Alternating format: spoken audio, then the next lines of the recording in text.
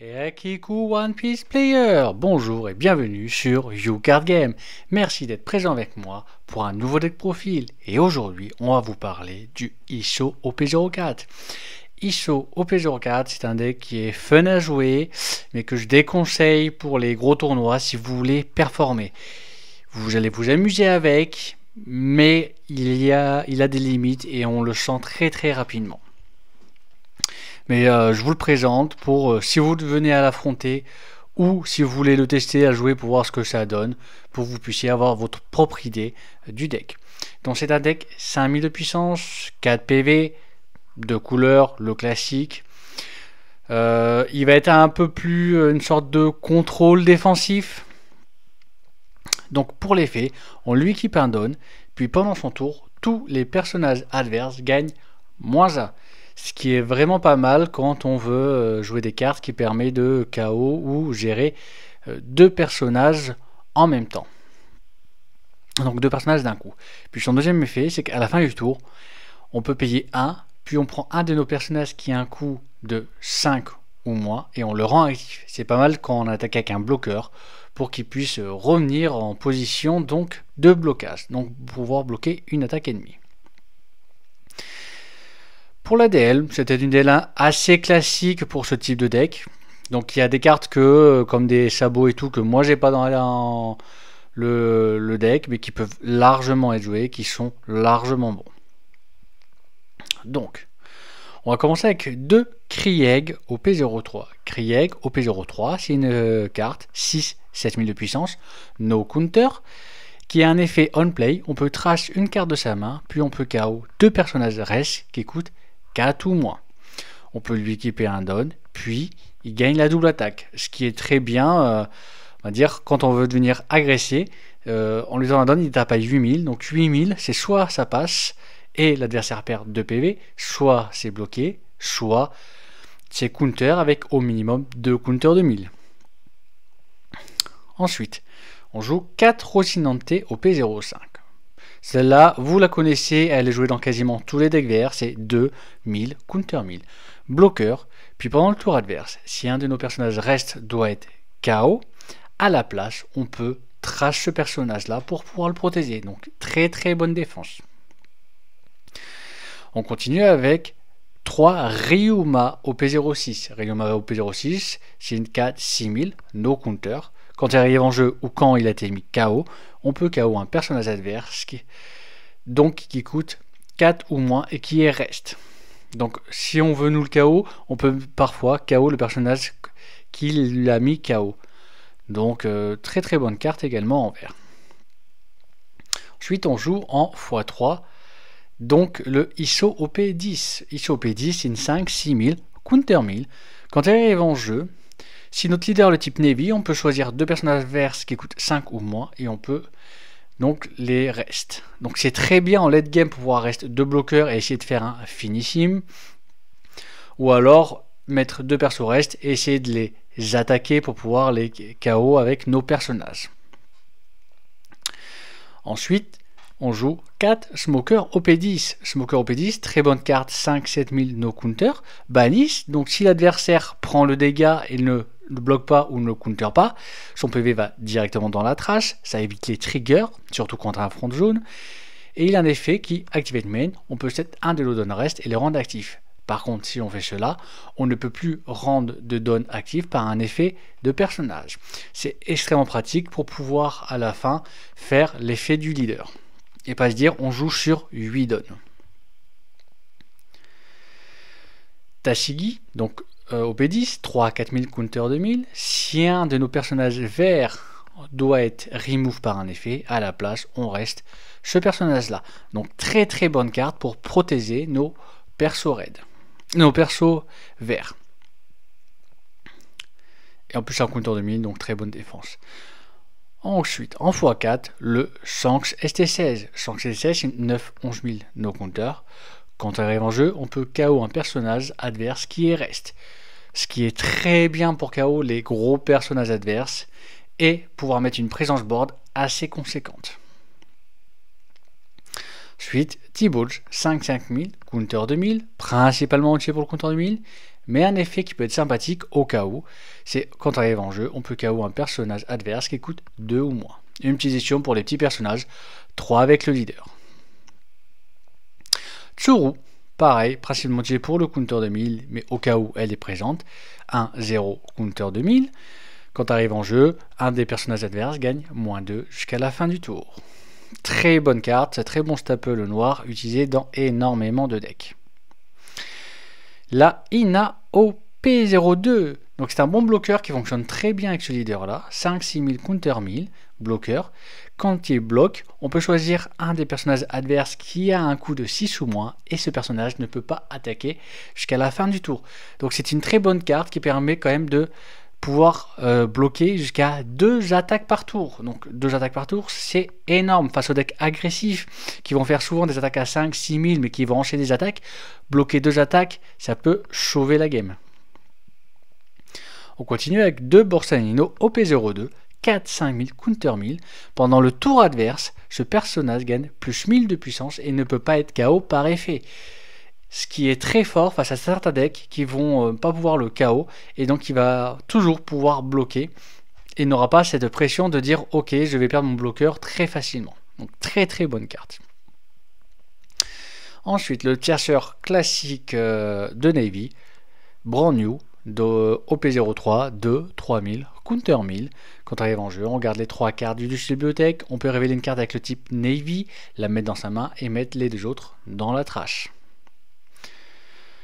On continue avec 4 Tashigi ST06, 3 4000, on counter 2000. On peut rester ce personnage, puis donner un à un des personnages adverses, -2 de coche, jusqu'à la fin du tour. Principalement utilisé pour le counter 2000, mais il y a un effet qui peut être utilisé au cas où. Et on finit avec Marineford, le stage Navy. On play, on peut donner -1 à un personnage adverse, puis si notre leader est type Navy, on peut rester ce stage pour pouvoir en activate pour pouvoir donner -1 donc sur un personnage adverse jusqu'à la fin du tour. Donc c'est un très très bon deck. Moi par exemple là dans la decklist je n'ai pas les sabots, mais certains vous pouvez jouer les sabots. C'est même une très bonne carte pour ce genre de deck. Dans le sabot, 8, 9000, on play, on peut tracer une carte de sa main, puis on peut KO un personnage adverse qui coûte 5 ou moins, et un personnage qui coûte 3 ou moins. Donc avec l'effet du leader, je rappelle que ça fait un personnage 6 ou moins, et un personnage de 4 ou moins. Donc ce genre de carte là aussi qui peut être très joué. Le problème, c'est que moi j'ai choisi de jouer plutôt de Krieg au lieu des sabots, pour pouvoir gérer plus de petits persos rapidement, face au deck très agressif et donc partir après dans le late avec le Shanks. Et quand vous voyez je vois le Shanks, c'est pas celui-ci parce que j'ai moins de cartes que j'ai envie d'envoyer au cimetière dans le Isho que dans certains decks noirs. Donc comment il se joue? Déjà c'est un deck qui veut absolument go second. Tu veux la carte supplémentaire, tu veux le pair. Ça c'est inévitable. Hein. Déjà on commence le classique T1. Alors si t'es go first, bon bah si t'as le stage, tu joues le stage. Sinon, bah si t'as rien, bah malheureusement tu fais rien. Si t'es go second, bah c'est d'abord en priorité le brand new. Tu fais tierce. Comme d'habitude, la priorité dans les débuts de game, je le répéterai jamais assez, c'est les tierceurs. Tu fais ta main. Tu essayes de prévoir le T3, T2, T3, T4, T5 pour pouvoir, je veux dire, faire une bonne ligne de play et ne pas avoir des tours en mode mince, qu'est-ce que je fais? Donc le chercheur sert principalement à ça, stabiliser le deck et à faire tes lignes de play.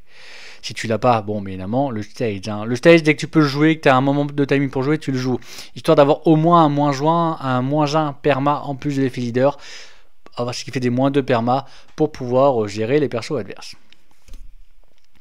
Alors on arrive au T2, 3 donnes ou 4 donnes.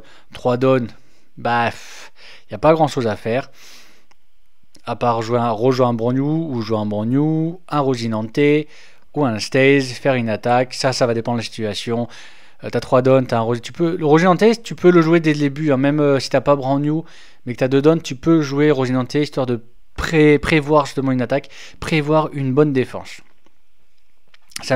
Rien n'empêche de le jouer. Ensuite, T2 en go second, là tu as un peu plus de choix. Là on rajoute justement la possibilité de jouer un Borsalino, de rejouer un autre bloqueur, ou de jouer un bloqueur si c'est le premier bloqueur que tu joues.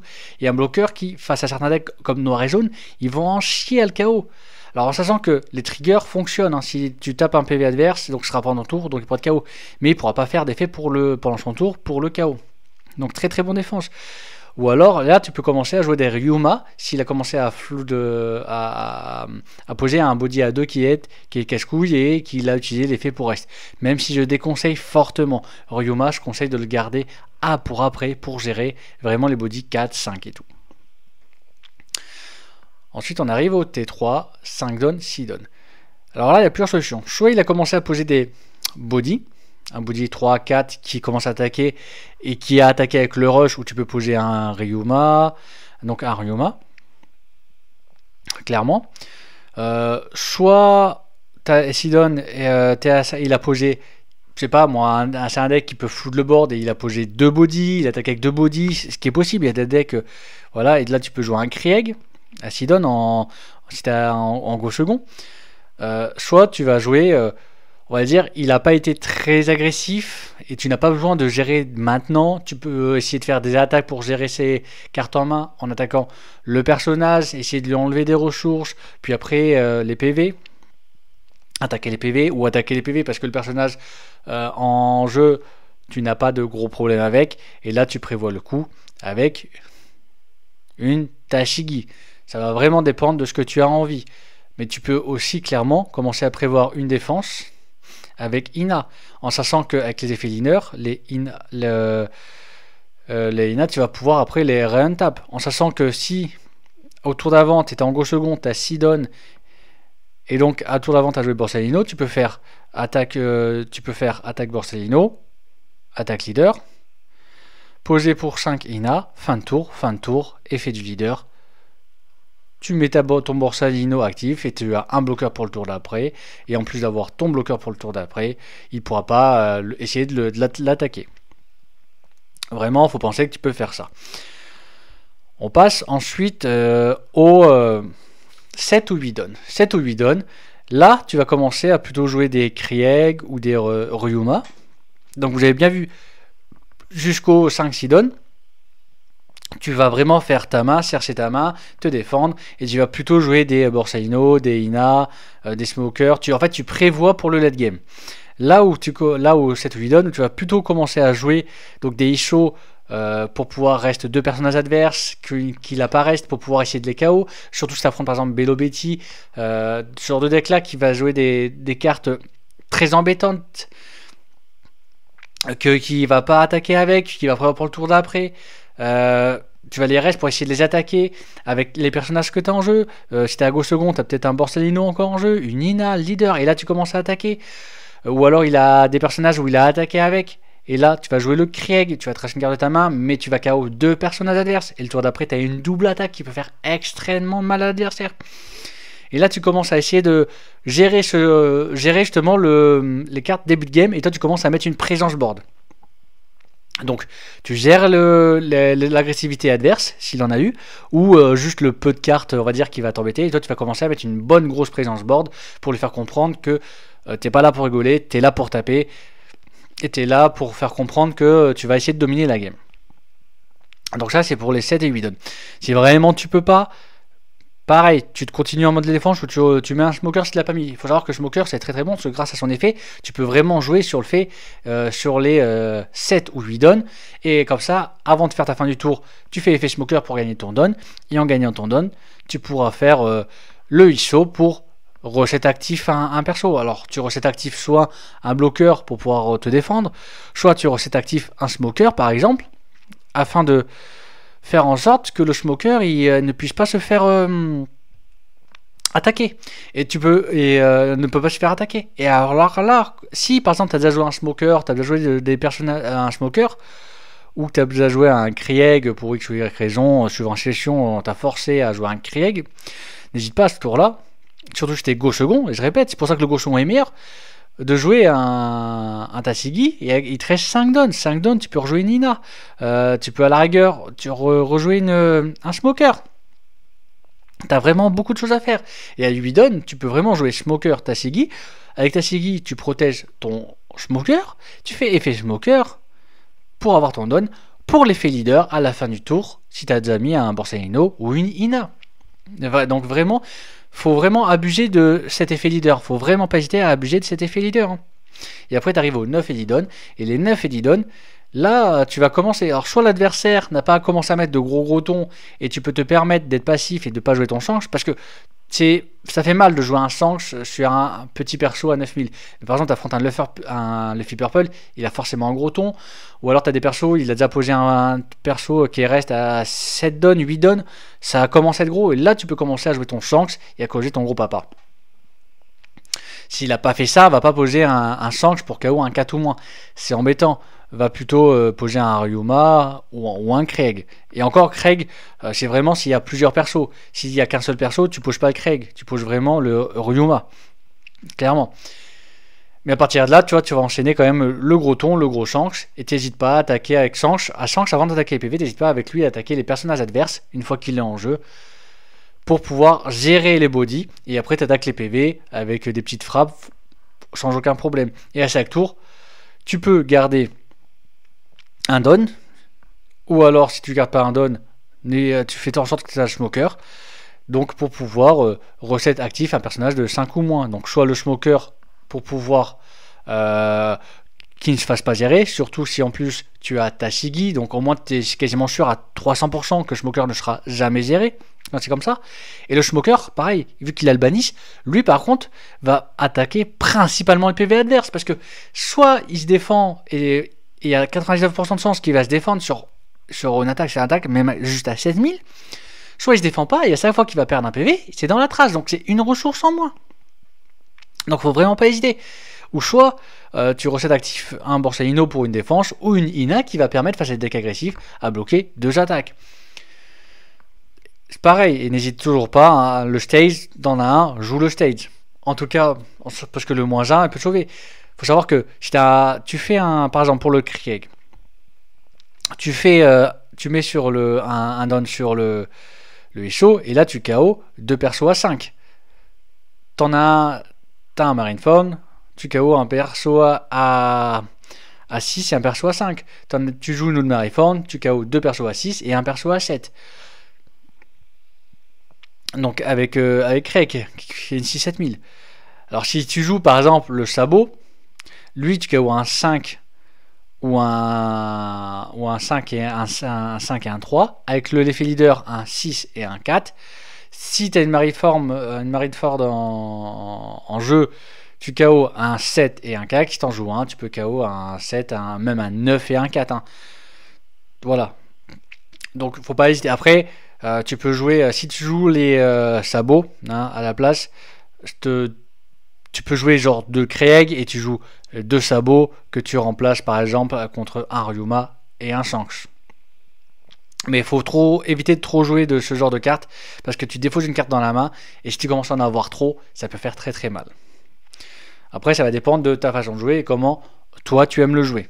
Mais en tout cas, l'effet leader permet justement de rentabiliser encore plus les cartes qui permettent de KO ou de remove en tout cas 2 persos en même temps.